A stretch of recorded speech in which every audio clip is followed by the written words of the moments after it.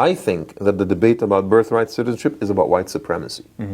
And white supremacy will collaborate with non-whites who are willing to accept their second degree status and be lapdogs to white supremacists and then prevent everyone else. The example that comes to mind, I think, is that of plantation slavery. So you have the white master, the overseer, the one that controls everything, and then you have the plantation slaves themselves working the rice fields, and then you have the house slaves. And so the plantation slave is now allowed, if you show your loyalty and you become a lapdog, you're allowed to enter into the house, and then you become more extreme about the rest of the plantation slaves.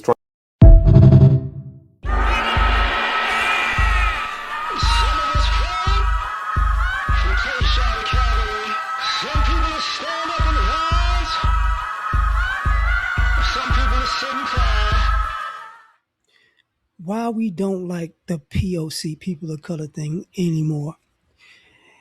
What this guy's talking about, and for all of you quote unquote people of color, Hispanics, Asians, Middle Easterners, hell, Samoans do the Humpty Hump. Other white people who act like, it's nothing happens.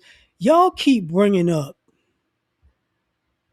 black people when you have incidents that's racial, that is not that we black folks don't have nothing to do with. And the reason why it's a problem is y'all act like Hispanics didn't sell out Hispanics to whites, or Asians didn't sell out other Asians to whites, or Middle Easterners or Arabs didn't sell out other Arabs for whites. You get what I'm saying? Same Africans, same thing. Caribbeans, same thing. I'm pretty sure if I don't think I'm wrong, could be wrong, but even when you go to the Samoans, the Polynesians, I'm pretty sure in general they got those stories too. So when it comes to, we're dealing with racism from white people, and it's just like slavery, it's just like Jim Crow. And us as black people, like the Polynesian one, I don't know about. The reason I don't know about that because I remember they was it the Queen of Hawaii? She didn't really give Hawaii to America. She just like it was something like she abdicated the throne or something like that, but because she wasn't really messing with them like that. So they muscled Hawaiians into giving the U.S. Hawaii, like pretty much everything else. So that's my thing. Like I'm not too sure about Polynesians because I'm sure there's similar stories somewhere on those islands. But my guess is there are also people who sold out. And the reason I say that is because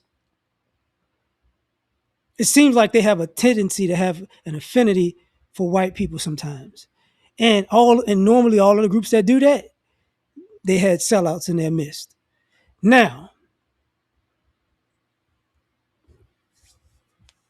outside of Polynesians, we know for a fact all of y'all other groups sold your group out for whiteness. We know this for a fact.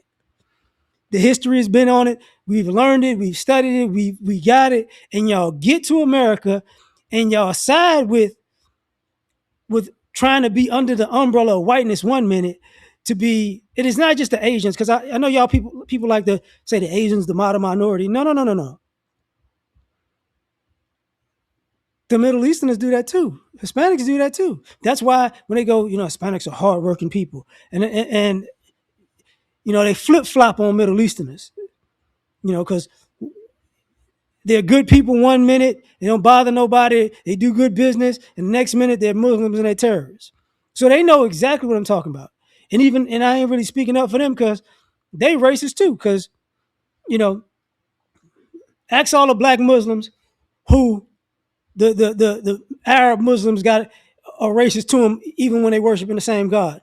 We understand that because it's the same thing with Christianity. So, but when something happens to their community, the issue becomes either you're gonna blame Black America or you're gonna say it reminds you of Black America. And it's like, this is why this stuff keeps happening to y'all in the first place. Because y'all act like, y'all always have amnesia. You know, when y'all community do something or sell out, I don't remember that. Y'all just did that last week. I don't. And then when you get smacked in the face with getting backstabbed by racism in America, it's just like Martin Luther King. It's just like Malcolm X. It's just like, the Black Panther Party. It's just like, no, it's not. No, it's not. No, it's not. Mm-mm. Mm-mm. You can't have it both ways. If you want to, you know, you Black people need to pull yourself up. Oh, interesting. I'm gonna tell you something that some of y'all don't not gonna like. There have been a lot of people of color who've been taking over businesses, franchises, staple businesses. McDonald's, like fast food. McDonald's, Popeyes, the gas stations, certain like Wingstop and just convenience stores.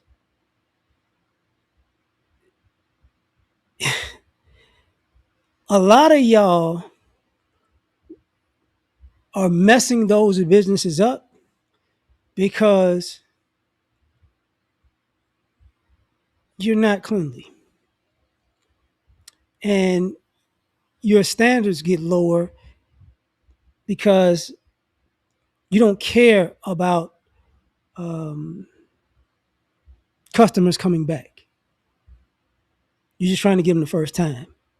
You know what I'm saying? So what you see in America, where a lot of people are like distancing themselves from sometimes people of color in their businesses, even if they buy into franchises, is because y'all think it's racism, but it's really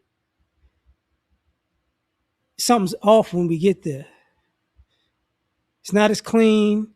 Smells funny sometimes. We don't know what going on, but it's like me back up out of here. And